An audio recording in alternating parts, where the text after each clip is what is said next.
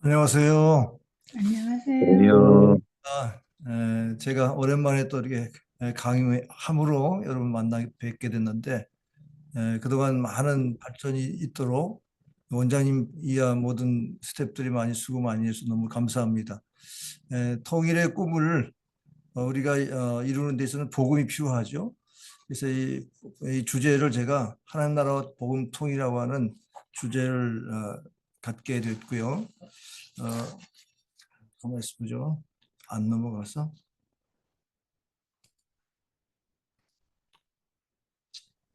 마우스를 그 화면 있는 데다가 네네 넘어갔군요.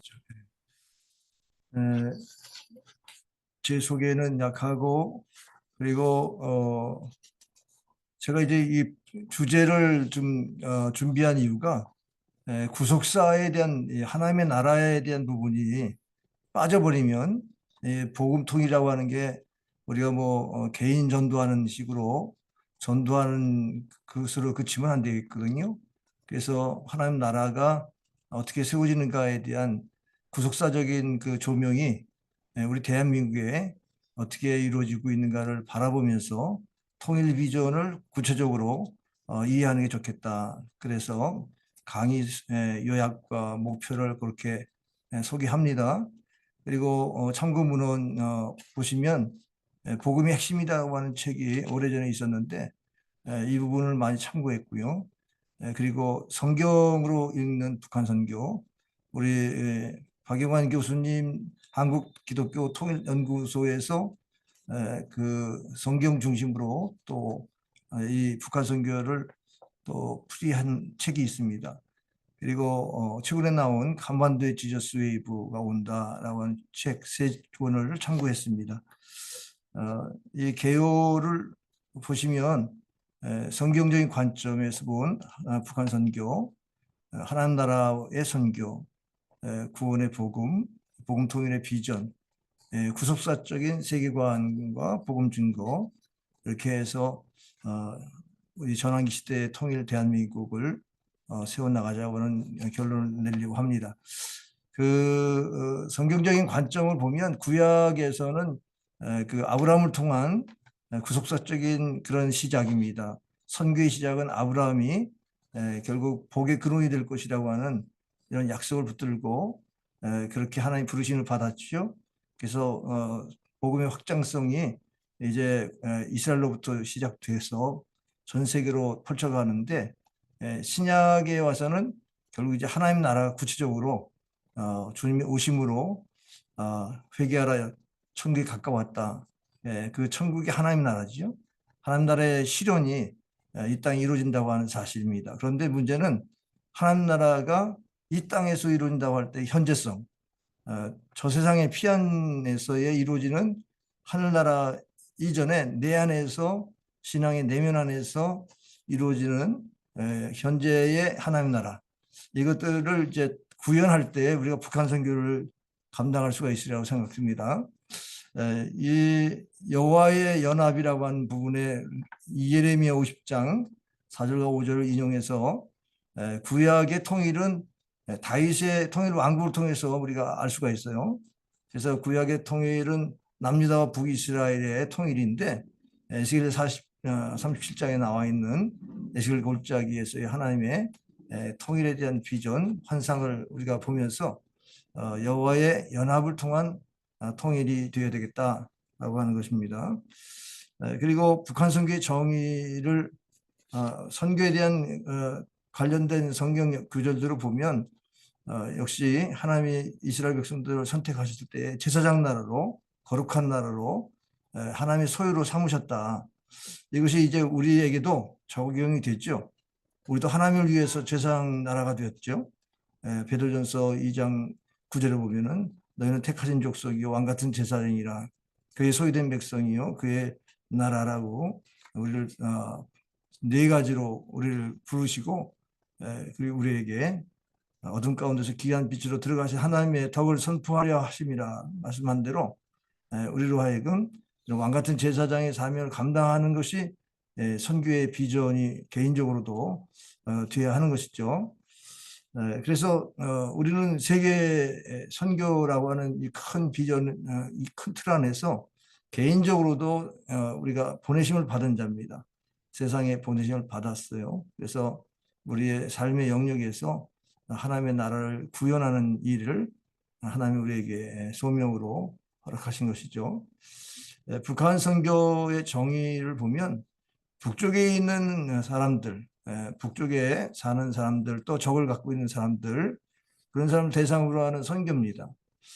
그래서 우리가 북한 선교할 때에 그 땅을 또 밟아야 되고 또 사람을 만나야 되는데 그럴 수가 없죠. 폐쇄됐기 때문에. 전체주의적인 공산국가이기 때문에 김일성 개인 우상화, 김정일의 유은 통치, 주체 사상으로 무장돼 있죠. 지금은 김정은이 핵무장으로 북한의 미래가 불확실하죠. 이런 가운데 정식으로 선교사를 파송할 수가 없는 고전적인 선교적인 방법은 적당하지 않는 피선교지입니다. 우리가 북한 선교에 방해 요소들이 많이 있는데 그것은 이제 공산주의라고 하는 또 특별히 막시즘이라고 하는 이 부분은 우리가 늘 경계해야 될 부분인데 특별히 이제 그 1인 독재 아주 유일 체제죠. 철권 독재 체제가 결국은 종교화돼 가지고 우상이 됐는데 이것이 종교를 말살 정책을 통해서 더 우상화가 그냥 견고하게 진이 되어 버렸습니다. 그래서 종교 말살 정책은 교회를 해방전에 없애버리기도 했지만 아예 이제 그 종교의 자유를 없애버린 그런 1972년에 그 종교 말살 정책까지 포함하면 결국은 우리가 선교할 수 없는 지역이죠. 여러분 세상에 부름 없어라 이런 노래 들어보셨나요? 이 노래는 후렴절에 보면 우리 아버지 김일성 원수님 이랬어요. 이 얘기는 뭐냐면 북한의 어린이들이 김일성을 아버지로 부릅니다. 그 얘기는 이제 우리에게는 육체적인 생명, 정신적인 생명이 있지만 그러나 사회적인 정치적인 생명이 있다. 그래서 정치 생명을 우선이 되어진다면 수령 아버지를 섬겨야 된다. 그래서 타가소에는 이 세상에 부름 없다고 이런 노래를 부르게 만들어요. 뭐가 부름이 없습니까? 참으로 핍절된 그 땅인데도 불구하고 부름이 없다고 아이들한테 세뇌하는 거죠. 이런 면에서 집이 당의 품이고 모든 다 친형제인데 세상에 부름이 없다. 타가소에서 자라고 있는 아이들 우리가 사진에서 가끔 보면 얼마나 그 불쌍합니까? 이런 면에서 이제 김일성 주체 사상, 개인 우상화 이런 것들은 주체가 바로 개인이다. 개인이 스스로 알아서 문제를 풀어가야 된다. 그래서 결국 이제 우리가 신본주의 신앙을 갖고 있는 기독교인들에게는 주체가 하나님이 되셔야 되는데 주관자가 이제 김일성이 되고 그 세속된 그 세속 독재자들이 되니까 우상과의 이런 부분들을 북한이 선교를 맡고 있는 것이죠. 한국교회가 복음 통일을 지향하는데 굉장히 이 에베소 2장 14절부터의 말씀, 이 말씀을 꼭 기억하셔야 됩니다. 그것은 뭐냐면 화해의 중보자라고 하는 거예요. 예수 그리스도는 화해의 중보자시다. 결국 이제 통일이 되려면 북한과 남한이 화해를 해야 되는데 화해하는 데 늘 우리가 속기도 하고 기존의 선교 방법 중에 하나가 대민 지원, 뭐 인도적 지원 이런 것에 의해서 국가적인 어떤 그 지지를 이끌어내는 정부가 주도하는 통일 정책이 많았어요. 근데 거기에는 화해는 노력하지만 사실은 중재자가 서로 독재하고 또 남한을 또 적화 통일하려는 그런 계획을 갖고 있는 북한과는 진정 그 신뢰할 수가 없는 것이죠. 그래서 결국 복음이라고 하는 것이 화해의 중보자이신 예수 그리스도를 우리가 늘 중심으로 모시고 선교해야 되는 것이다. 그래서 화목제물 되신 주님께서 결국 원수의 그 관계를 깨뜨리시고 개인적으로 하나님과 화목된 사람, 새 사람, 거듭난 사람이죠. 거듭난 개인이 화평하려고 할 때에 십자가를 앞세우는 거죠. 십자가로 원수된 것을 십자가로 소멸하는 것입니다. 그래서 이 복음의 강력한 이 증거가 결국 이런 그 하나님과의 관계도 회복하고 사람과의 관계를 회복할 수 있다. 그래서 결국은 둘이 한 성령 안에서 아버지께 나아가면 어떻게 하려 하심이라. 이 부분은 결국 우리가 성령에 의지하는 그런 영적인 공동체를 세우는, 그 다음에 이제 교회를 세우는, 복음이 확실하면 교회를 세울 수 있죠. 그래서 함께 하나님께 나가는 공동체를 세울 수 있다라고 하는 이런 그 거시적이기도 분명한 이 신앙 고백이 필요한 것이죠. 이 통일도 사실은 뭐 우리가 남북한이 뭐 하나가 되는 것이 통일이다고 하면 복음통일이 아니더라도 어떤 정치적인 통일이 될 수도 있지만 우리는 하나됨을 통해서 또 통일이 지상주의로 빠지는 것이 아니라 하나님의 선교 대위임, 어, 땅끝까지 내 증인이라고 하는 세계 선교회까지 영혼 구원에 대한 이 비전을 가지고 있어야죠. 그래서 하나님 나라의 선교가 항상 들어가야만 되는 복음 통일입니다. 그래서 이것은 아브라함으로부터 시작된 구속사적인 부르심의 시작이고 또 이스라엘과 연결되는 세계 선교의 역사를 진행해 나가는 하나님의 경륜과 함께 우리가 통일 선교를 이뤄 나갈 수 있는 것입니다. 복음을 전하는 일은 선한 일입니다. 우리가 악을 악으로 갚으려고 하는 이런 문제들은 이념적인 문제로 북한과의 대치되어 있어요. 근데 그들에게 악으로 갚지 않고 우리가 선한 일을 도모하는데 이 선한 일이 바로 복음 전하는 것입니다. 이 복음 전하는 일이 바로 그들이 참으로 악을 버리고 하나님 앞에 돌아오는, 그래서 우리가 물론 선한 일이라고 그러면 구제하고 또 그들의 인도적인 그런 차원에서 돕는 일, 이런 것을 선행으로 개념이 될 수 있는데 그래도 불구하고 거듭난 다음에 새 사람이 된 다음에 그 다음에 하나가 되어지는 이 관계성에서의 회복이 중요한 것이죠. 그래서 그런 영적인 회복이 우선인 것을 우리가 늘 기억하면서 복음 전하는 것이 선한 일이다. 이런 또 마음을 가져야 될 것입니다. 북한 선교의 현실은 좌나 우나 사실은 치우친 사역이 많습니다. 과거에 이제 내재적인 통일론이 어떤 것이냐 하면 북한에서 주장하는 건데 이미 한반도는 북한이 합법정부로 돼 있고 남한은 미제의 지배하에 있는 나라이기 때문에 미제 압제에서 대한민국을 건져내야 된다라고 하는 이런 내재적인 통일론을 갖고 있어요. 근데 이게 이제 남한에 있는 기독교인들도 여기에 동조해서 햇볕 정책, 자극하지 말고 평화 통일을 추구하자. 이 국가 이 체제가 연방제 통일론으로 이렇게 감춰져 있는 사실을 감추면서 통일 정책을 말하고 있는 경우가 참 많거든요. 이 좌측에서 이런 부분들을 많이 주장한다면 우측에서는 공산당 타도입니다. 이것은 이제 결국 인류 보편적인 가치로 보면 인류애가 빠져 있지 않습니까? 사람을 무조건 죽이고 뭐 살상해가지고 승리만 해가지고 흡수통일한다는 것은 그것은 잘못된 기독교적으로 보면 잘못된 거죠. 그래서 흡수통일론이라고 하는 것은 어떤 체제가 우세하냐, 공산주의 체제가 우세하면 공산주의가 흡수하는 것이고 자유민주주의 체제가 우수하면 자유민주주의 체제로 흡수된다고 하는 흡수통일입니다. 이것은 일방적이기 때문에 통일의 후유증이 참 많은 것입니다. 그 다음에 이제 우리가 추구해야 되는 복음통일.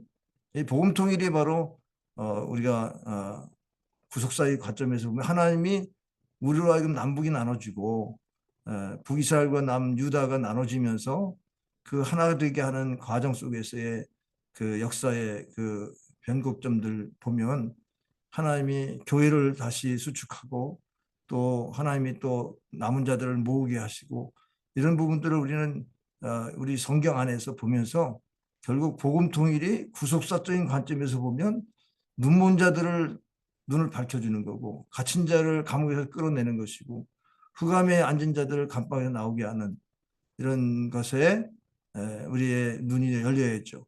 그래서 이 안에는 인권도 있고 이 안에는 참으로 기독교적인 탄압 박해 속에서 신앙을 지키는 자들의 구출도 있고 이런 부분에 있어서 복음 통일이 이루어져야 된다고 하는 주장입니다.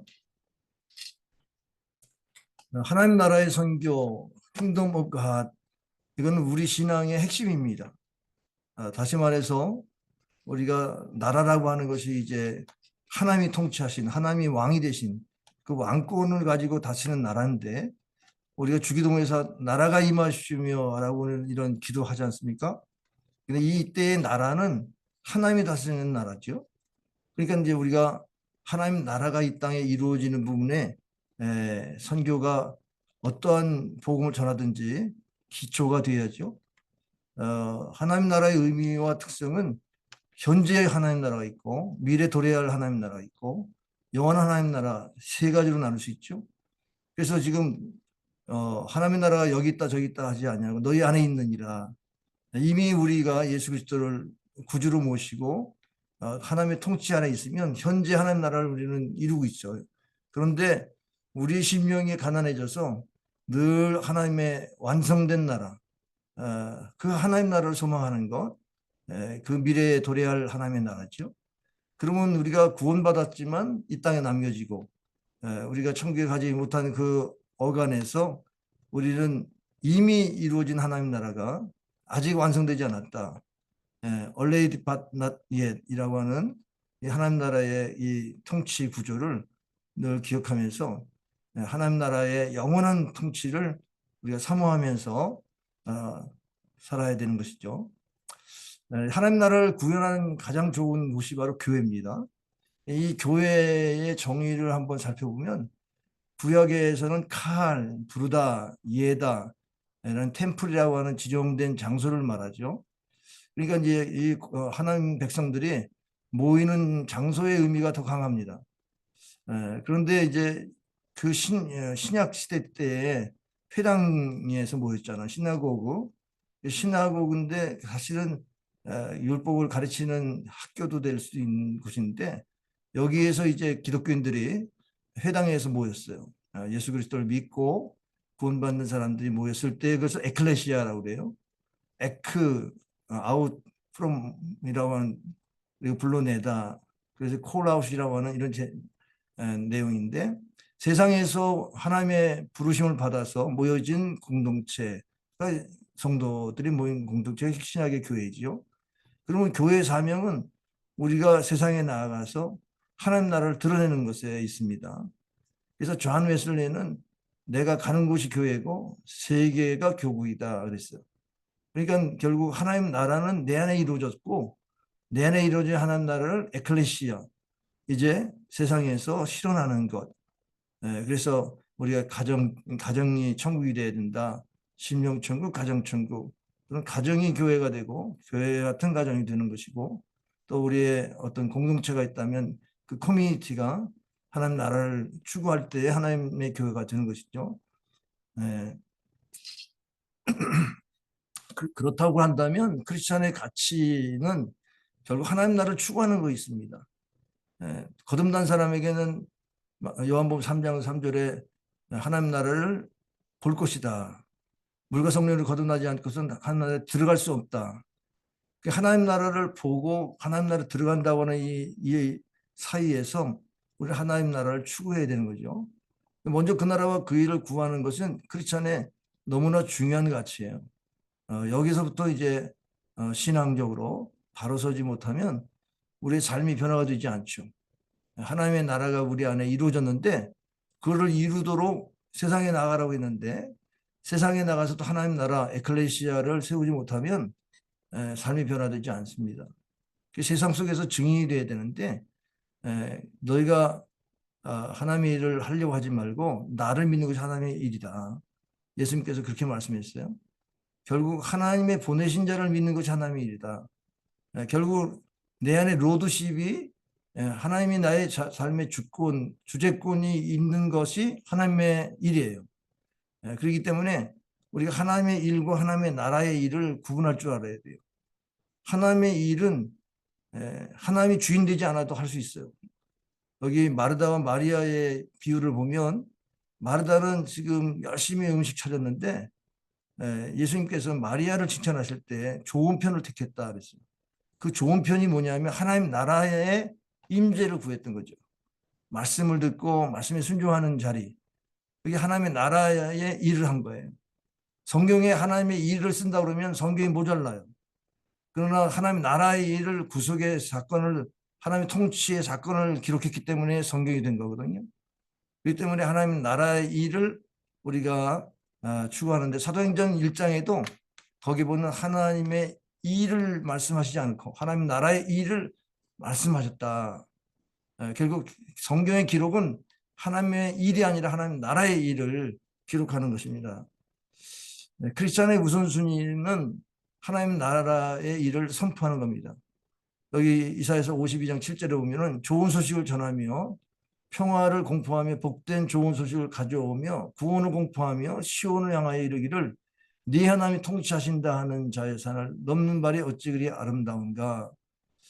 다시 말해서 네 하나님이 통치하신다 이러면서 산을 넘는 것은 우리의 영역들이에요. 정부나 사업이나 교육이나 미디어나 예술이나 종교나 가정 이런 것들을 이제 우리가 다스릴 수 있는 자리로 나아가는 거죠.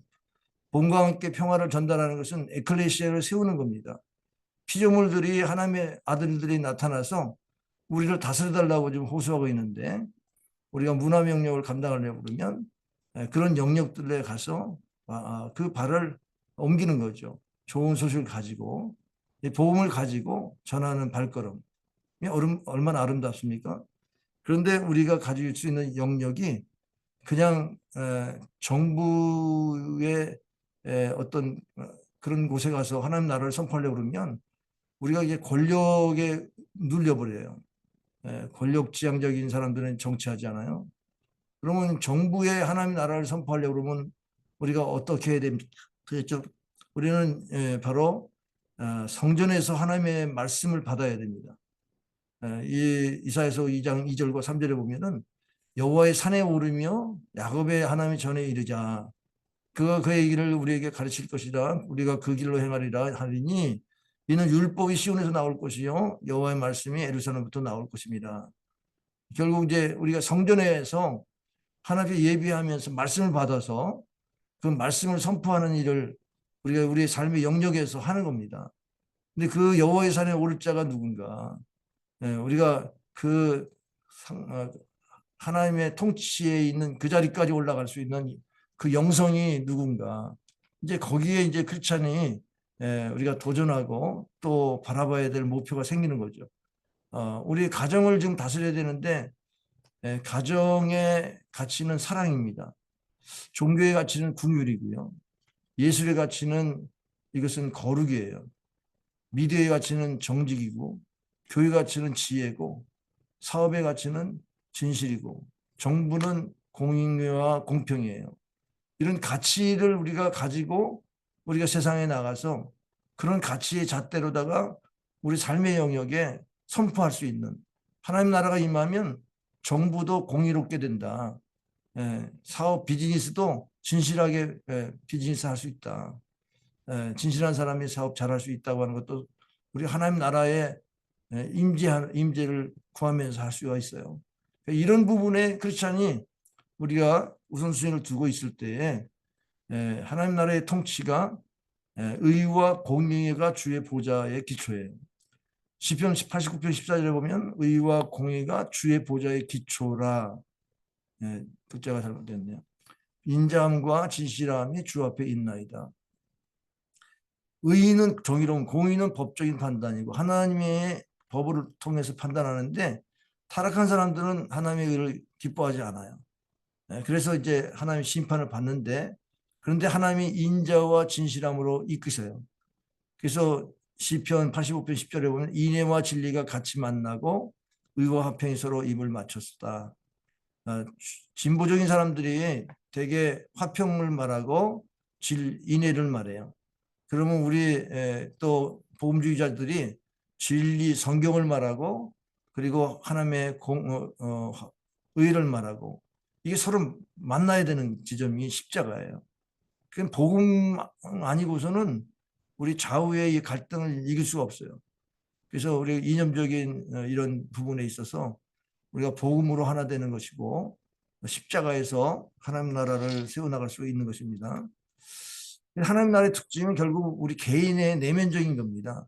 성령 안에서 의, 우리가 우리의 삶에 하나님의 공의가 나타나야 되고 평강, 이웃과의 평화를 유지할 수 있는 하나님의 화목된 자로서 결국 성령의 열매를 맺는 거죠. 하나님 나라는 우선 나부터예요. 그러니까 복음 통일은요, 내 안에 하나님 나라가 이루어지는 것부터 시작해야 돼요. 이것에서 떠나면 우리는 주의주장만 하는 거예요. 서로 싸우고 누가 옳다 그러다 이거 판단하고 이렇게 통일 노선이 그냥 나눠지고 와야 됩니다. 그렇기 때문에 우리 개인이 하나님 나라의 이 다스림 속에서 살고 있을 때에 구원의 복음을 우리는 전할 수가 있어요. 하나님이 사랑하시죠. 그리고 모든 사람을 사랑하십니다. 근데 모든 사람이 죄인이지만 십자가를 통해서 구원받을 수 있어요. 이 영원한 생명은 선물입니다. 사도 바울이 디모데전서 1장 15절 16절에서 모든 사람이 받을 만한 이 복음이 있다. 죄인들이 구원받는다는 복음. 자신이 죄인이었고 주인의 괴수였는데 하나님의 궁일하심을 받은 까닭은 먼저 자신을 참아주시는 하나님은 다른 사람들에게 본이 되게 하려 합니다. 디모데전서 1장 15절 16절에서 말씀하고 있지 않습니까? 결국 우리가 이런 면에서 이 죄인이라고 하는 게 결국 하나님과 멀어진 존재죠. 그 존재를 죄의 지배를 받고 있는 존재를 죄의 결과인 사망에 이르게 된 그 하나님과 단절된 존재를 하나님의 사랑으로 구원하도록 이제 하나님의 사랑을 전하는 이런 복음이 바로 구원의 복음이죠. 우리가 구원의 복음은 사랑과 공의죠. 십자가에서 만날 때 사랑과 공의인데 먼저 거룩을 말해야 됩니다. 이게 복음에서 거룩을 먼저 말해야 될 이유가 있어요. 내가 거룩하니 너희도 거룩하라. 그러면 죄인은 하나님 앞에 나올 수가 없어요. 그런데 구원의 계획 속에 보면 이미 하나님이 죄인을 부르실 때에는 하나님이 그들을 거룩하게 하시려고 부르시는 거예요. 거룩의 계획이 있다고 하는 사실을 우리가 잊으면 안 됩니다.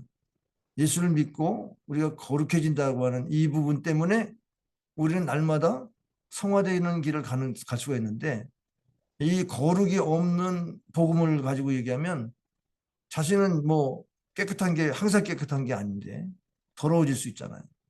거룩을 잃어버리면 이제 자만하게 되고 바리새인 같은 자가 될 수 있어요. 그래서 우리는 이 거룩하신 하나님을 우리가 먼저 복음에서 제일 먼저 경배해야 되고 그 앞에 우리가 나가야 되는데 그 앞에 나갈 수 있는 자를 만들기 위해서 바로 예수님의 고난과 십자가의 사역이 있는 겁니다. 완전하신 하나님, 완전하신 인간, 이거는 중보자라고 하는 차원에서 완전하신 하나님, 신인 하나님이 인간이 되셨죠. 그래서 결국 육체로 오신 까닭은 십자가에서 피 흘리시기 위해서 이 땅에 오셨는데 죄 없으신 분이 피 흘리셨다. 그래서 구원의 자격이 있으신 분이 예수님이시다. 바로 이것이 거룩하신 하나님이 우리를 부르실 때 계획하신 겁니다. 그리고 이제 사랑의 하나님. 이 사랑의 하나님은 우리가 은혜로운 의롭다 하심입니다. 우리가 믿음으로 의롭다함을 받았다. 그러면 이게 전적인 하나님의 은혜죠. 근데 이제 이신칭의에 대한 신앙을 가진 사람들은 착각을 하고 있어요. 자신이 뭐 의로워가지고 은혜 받는 줄 알아요. 절대 그거 아니죠. 은혜를 받았기 때문에 우리가 믿음으로 의롭다함을 받은 거죠. 그렇다면 그 은혜 속에는 공의로운 사랑입니다. 예수님이 죽고 죄값은 예수님이 다 담당하시고 우리를 사랑하신 거죠. 죄인을 사랑하신 거죠. 이게 바로 공의로운 사랑이요, 십자가의 사랑이요. 거기에서 용서와 화해가 이루어져요. 이게 우리가 복음을 전할 때 적용해 보면 다른 사람 멸시하지 않을 수 있는 힘이 은혜로운 의롭다함. 내가 은혜 없이는 내가 설 수 없는데, 그 다음에 내가 십자가에서 못 박히는 아픔이 있으면 그 사람의 죄값은 걷어가시니까 그 사람 살릴 수 있다. 내가 죽고 그리스도를 통해서 그들을 살릴 수 있다. 이게 바로 순교신앙이고 십자가의 신앙이죠. 거기에서 용서와 화해가 이루어지는 겁니다. 갈라디아서 3장 13절을 보시면 우리 주님께서 저주를 받으셨어요. 십자가에 저주를 받으시고 우리의 저주를 담당하셨단 말이죠. 저주받으신 예수님을 우리 가운데 모시고 있다고 하는 것을 우리가 마음에 간직하면 용서와 화해가 가능하죠. 우리가 저주받아야 될 자인데 당신도 예수 믿고 저주에서 나오시라. 이래서 사랑의 하나님이 이 복음의 아주 핵심인데, 거룩하신 하나님, 그 다음에 사랑의 하나님, 그 다음에 공의 하나님이죠. 이 공의 하나님은 구원관이 거짓된 구원관이 있어요. 당원주의, 종교당원주의의 구원관. 이거는 예수님을 다시 십자가에 못 박는, 그래서 히브리서 6장 6절에 현저히 하나님을 욕보인다고 그랬어요. 여기에는 다시 구원받을 길이 없다고 말했습니다. 예수님이 십자가에 단번에 돌아가셨는데 그 하나님의 그 존재를 다른 신하고 동일시합니다. 그래서 사랑신, 하나의 그 궁율, 인자, 모든 테레사 수녀가 모든 종교는 마치 정상에서 다 만나게 된다. 어떤 종교이든지 구원이 있다. 이런 식의 얘기는 종교 당원주의의 얘기인데, 이런 정의 거짓된 구원관에 우리가 대항할 수 있는 복음이 뭐냐? 예수님의 대속적인 희생. 아까도 얘기했지만 베드로전서 2장 24절에 우리에 대해서 죄에 대해서 죽고 의에 대해서 살게 하려고. 분명히 우리는 죄에 대해서 죽고 의에 대해서 사는 신앙, 이게 바로 예수님의 대속의 희생입니다. 우리는 그냥 용서받고 끝나는 게 아니라 의롭게 살아야 되는 거거든요. 십자가의 그 삶이 결국 우리가 공의를 나타내는 삶으로 나가도록, 그래서 예수님의 이 십자가는 위대한 거죠. 예수님의 죽으심은 우리의 죄 때문에, 그의 살으심은 우리의 의롭게 살게 하려 하심이라. 로마서 5장 24절도 그렇게 말씀하고 있어요. 자, 그런 면에서 이런 그 우리가 하나님의 그 은혜를 이제 십자가에서 거룩하신 하나님, 사랑의 하나님, 그리고 공의 하나님을 만나면 이제 그리스도와 연합됩니다. 그리스도와 연합됐다고 하면 삶의 정체성이 근본적으로 바뀌어요. 하나님을 찬미하는 자로 바뀌어요. 하나님께 영광 돌리는 자로 바뀌는 겁니다. 그리고 예수님이 내 안에 계시다고 하는 예수 생명, 이 예수 생명이 나를 살린다고 하는 믿음으로 내가 죽고 그리스도가 산다. 갈라디아서 2장 20절에 내가 그리스도와 함께 십자가 못 박혀 죽었나 이제 내가 사는 것이 아니라 내 안에 그리스도가 사는 것이다. 이제 내가 육체 가운데 사는 것은 나를 사랑하사 나를 위하여 자기 몸을 버리신 하나님의 아들을 믿는 믿음 안에서 사는 것이다. 이런 신앙, 믿음으로 사는 이 신앙이 가능하죠. 그러면 이제 중심이 사나 죽으나 나는 주의 것이다. 내 몸에서 주님만 존귀 있게 하려 합니다. 주님 중심의 삶을 살 수가 있는 것이죠. 그리스도와의 연합에 놀라운 이 은혜가 우리로 하여금 이제 영원한 유산은 천국이죠. 영생을 얻는 것입니다. 상속자 그리고 최종 구원을 받게 되는 것입니다. 이제 통일 비전,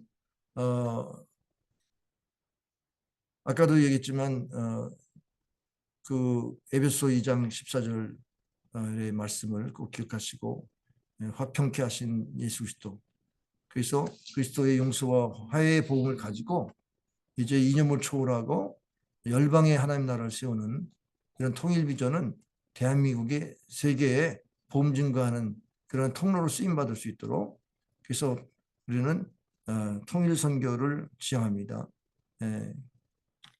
북한 선교는 통일 선교를 지향한다는 얘기는 바로 세계 선교를 감당하는 그런 확장성을 더 마음에 두어야 되는 것이죠.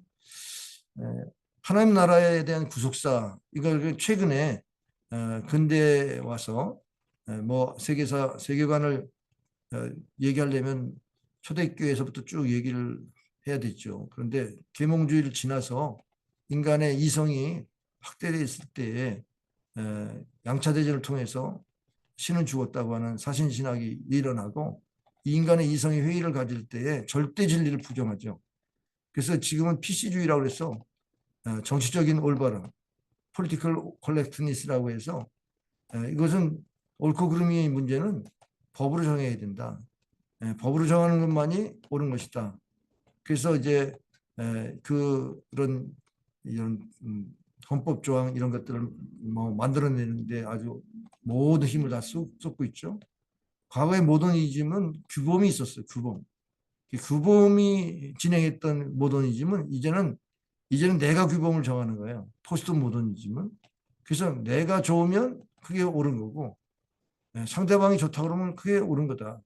진리는 없고 자신의 느낌과 감정에 의해서 자신이 판단하는 거다.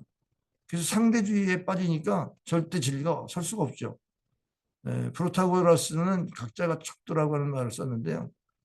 우리 각자가 그냥 진리의 잣대가 돼가지고 그래서 뭐 말쟁이들이 말을 쏟아내죠. 그런데 그 말쟁이들이 쏟아내는 얘기가 말에 어떤 책임도 없지 않습니까? 그래서 우리는 말씀에 계시된 말씀 가지고 부속사적인 세계관을 가져야 돼요. 다시 말해서 히브리적인 세계관을 가지고 우리는 믿는다. 창조론도 하나님이 태초에 천지를 창조하셨다. 이게 믿고 고백하는 거지 창조론과 진화론과 논쟁할 필요가 없어요. 거기는 가설로 인한 그러한 설에 의해서 말하고 있는데 우리는 진리를 가지고 말하는데 왜 싸웁니까? 우리는 그냥 선포하고 믿으려면 믿고 이렇게 쿨하게 해야 됩니다. 거기 감정 담을 필요가 없죠. 지금은 우리가 신앙 고백으로 이겨야 돼요. 제가 박사학위 논문할 때이그 상대주의의 이 싸움에서 신앙 고백적으로 이겨야 된다는 이 진리를 배우면서 참 내가 아주 무릎을 쳤어요. 그래 우리는 신앙 고백으로 이 시대를 이기자. 그런 생각을 했는데요. 여러분 생각해 보세요. 지금 얼마나 자기의 이야기, 그런 의견에 불과하죠. 의견. 당신은 의견을 말하지만 나는 내가 믿는 믿음을 말한다. 이렇게 신앙 고백이 중요합니다. 그래서 하나님 앞에서 우리가 시인할 때 하나님은 우리를 시인해 주시잖아요. 이 복음 통일은 우리가 복음에 대한 분명한 신앙 고백을 가지고 우리가 복음 통일로 나가야 되는 것이고 북한 선교를 해야 되는 것이지 뭐 다른 여타한 뭐 제도적인 것 가지고 이거 복음 통일로 될 수 있는 게 아닙니다. 복음을 이제 증거하는 일을 여러분 이 그림이 무엇인지 아시죠? 미켈란젤로의 천지창조의 일부예요. 근데 이 그림이 우리의 인생의 과거, 현재와 미래를 밝히 알려주고 있습니다. 하나님이 인간을 지금 사랑하시고 그를 부르시지요. 그런데 사람은 그 하나님의 손에 지금 제대로 닿지 못하고 있는 단절된 상태. 여기에 이제 인간의 비극이 찾아왔죠. 그래서 창세기에 보면은 천국에 대한 오리지널 디자인이 있어요. 이 오리지널 디자인이 하나님이 우리에게 에덴이라고 하는 기쁨을 주시고 또 생육하고 번성하라고 하는 하나님의 형상에 대한 축복을 주시고 그리고 우리가 참으로 생명의 강력한 능력으로 부욕해 되는 그리고 우리는 로봇으로 창조되지 않고 자유의지를 가지고 자유를 주시고 그리고 하나님이 가정을 이루도록 사랑을 주시고 그리고 거룩한 형상으로 지음받아서 거룩은 구별된 것이고 그래서 세상과 구별된 삶을 살도록 부르셨고 그리고 하나님이 다스리면 모든 것이 해결할 수 있다고 하는 그게 우리가 실세라고 그러면 교제하는 사람들이 실세잖아요. 대통령과 교제하면 실세라고 말하듯이 이게 하나님과 교제하는 자를 왕권을 갖고 있는 것이죠. 그리고 우리에게는 안식을 주셔서 창조의 새로움을 또 허락하시고 하나님과 교제함으로 그렇게 하나님의 영권을 가지고 살 수 있도록 했어요. 그래서 하나님과 영원한 생명을 같이 나눌 수 있는 이 영생의 복이 에덴 동산에서 다 이루어진 겁니다. 근데 이 부분이 이제 단절됨으로 인해서 사탄의 시험 받아서 죄를 짓고 하나님 말씀에 불신앙 전에 불신앙에서 불순종했죠. 그래서 하나님과 단절되자 이 기쁨 대신 슬픔이 오고 그 다음에 번성 대신 저주와 질병이 오고 부요 대신 가난이 오고, 자유 대신 방황이 오고, 사랑 대신 증오가 오고, 거룩 대신 추악한 존재가 되고요. 왕권 대신 종노릇 하게 돼요. 원망하고 불평하면서 하나님이 주시는 주권을 가지고 해결하지 못하고 그렇게 죄의 종노릇 하게 되어집니다. 그리고 안식 대신 불안해지고 교제하기보다는 하나님을 떠나게 되고 결국은 오는 것이 영생을 잃어버리고 죽음과 그것은 곧 심판과 저주가 됐죠. 천국과 지옥이 명확한 거예요. 너무 단순하게 거기에 사람들이 노력을 합니다. 선행으로 그리고 지식으로 종교로 물질로 쾌락으로 그러나 하나님께 나갈 수 없죠. 그래서 다 실패하는 이 실패하는 구제불능의 인간에게 주님이 찾아오셔서 십자가에 달리시고 나는 길이요 진리요 생명이라 하나님이 우리를 이처럼 사랑하셔서 십자가에 달리셨을 때에 하나님께 나가는 길이 되셨고 우리의 문제 해결하는 진리가 되셨고 또 영원한 생명을 얻게 하셨어요. 그래서 우리는 이제 예수님이 십자가의 테텔레스타이 다 이루었다. 십자가에서 우리의 죄값을 다 치렀다고 하는 이 복음을 믿는 순간 우리는 영접하게 되고 영접하는 자 그 이름을 믿는 자의 구원을 얻게 되는데 이 구원을 얻는 자에게 영생의 확신을 얻기 위해서 영접 기도를 드리는 거죠. 영접 기도는 내가 문 밖에 두드리니 누구든지 내 음성을 듣고 문을 열면 내가 그에게 들어가 그로서보나 먹고 그런 나로서보나 먹으리라. 하나님과의 교제가 회복되고 다시 주님과의 관계가 회복되어지는 그 길은 예수님을 마음에 영접하는 것이죠. 영접하는 자의 구원의 약속을 주셨어요. 그래서 영접을 우리가 하게 되어져서 하나님의 자녀가 되어졌는데 요한복음 5장 24절에 내가 진실로 너에게 이르노니 내 말을 듣고 또 나머지 이를 믿는 자는 영생을 얻었고 심판에 이르지 아니하나니 사망에서 생명을 옮겼느니라. 그런데 예수님이 우리 안에 들어오기 전의 모습이에요. 이게 사형리에서 보면은 예수님을 영접하지 않는 자연인에 속한 거예요. 자연인. 이런 부분에 인생을 걸고 살지만 이게 다 깨진 유리조각 같이 샴페인이 깨지고 또 이렇게 돈주머니가 뜯어지고 이런 건강도 되게 세모 같은 그림처럼 이렇게 깨어진 모습들이죠. 예수님을 마음에 모시면 이것이 다 참으로 편안하게 되어지고 온전하게 되어지고 우리에게 정말 축복이 되는 이런 놀라운 은혜. 여기에 이제 예수님이 내 삶의 주인이 되신다고 하는 거. 인생의 중심을 바로잡고 바로 세울 수 있는 그분을 우리가 모신다고 하는 거. 인생 중심 바로잡기에 우리가 힘을 써야 돼요. 우리가 날마다 내가 주인 돼가지고 사는데 실패하는데 예수님을 내 삶의 주인으로 모시는 것. 그래서 예수님을 내 인생에 모시고 나는 예수님만 바라보면서 내 짐을 주께 맡기고 나아가는 것입니다. 이런 삶의 말씀과 기도 생활로 영권을 가지고 살아야 되고 그리고 교제와 전도를 통해서 우리가 받은 은혜를 나누게 되는데 나눌수록 풍성해지죠. 그래서 풍성한 이 삶이 우리에게 주어진다고 하는 믿음을 가지고 날마다 우리는 나눔과 찬양, 우리가 가지고 있는 이 풍성한 삶을 계속 우리가 나누면서 하나님을 높이고 또 우리가 리더가 되니까 세상의 리더로서의 훈련을 잘 받고 세상을 섬겨야 된다고 하는 이 부분의 삶이 풍성한 삶입니다. 제가 이 얘기를 할 때 여러분이 잠깐 들으셨는데 이게 그림 1:1 전도 훈련이에요. 저희 교회도 이거를 지금 7기생 이렇게 전도하면서 이 부분을 가지고 이제 전도하도록 그게 훈련을 하고 있고 여기에 대한 놀라운 간증들이 참 많이 있습니다. 그래서 이런 복음을 전하는 우리 복음통일을 위해서 헌신하는 우리 모두가 될 때에 정말 역사의 주인은 하나님이십니다. 지금은 전환기 시대죠. 정말 하나님이 이 대한민국을 어떻게 움직이시는지 자세히 보면 분명히 통일의 문을 하나님이 여신다 이렇게 믿어져요.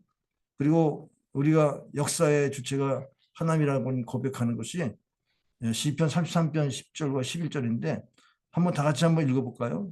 시작. 여호와께서 나라들의 계획을 폐하시며 민족들의 사상을 무효하게 하시는도다.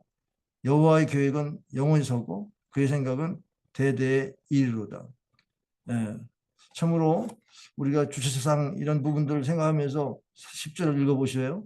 하나님께서 그것도 폐하실 것이고 또 여호와의 계획, 통일에 대한 계획도 영영이 설 것이라고 하는 이런 믿음을 가지고 우리가 이 복음 통일에 대한 이 선교의 대열에 열심히 참여해야 되겠습니다. 정말로 예수님을 이 땅에 보내셔서 십자가에서 우리를 자유케 하시는데 성령을 통해서 자유한 삶을 살게 하시고 우리를 기업으로 삼으시고 경영하십니다.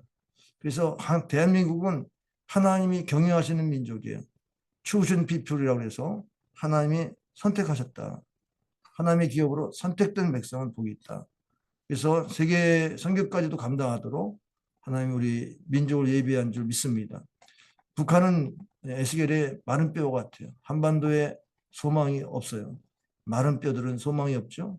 근데 생기를 불어넣으면 그것이 살아있는 군대가 되듯이 우리가 북한을 위해서 참으로 생기를 불어넣는 기도의 사람이 되어야 되겠습니다.